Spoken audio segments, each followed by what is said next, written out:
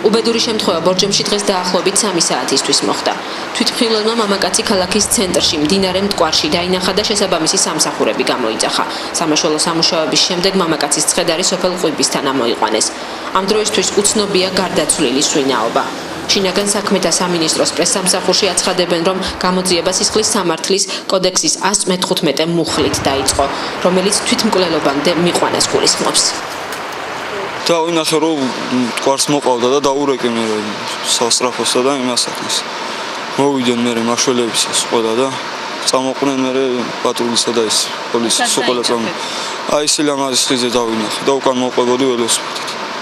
ანუ რო გადმოხტა ის დაინახე? არა, მტკვარში რო იყო ეგ დავინახე და სილამაზის ხიზე დაუძახე რომ მეთქვი მოგეშველებიან მეთქვი ნუ გეშინია მეთქვი და ცოცხალი იყო და მე რო წამოვიდა ნიკოლოზის ის ეკლესია რაღა.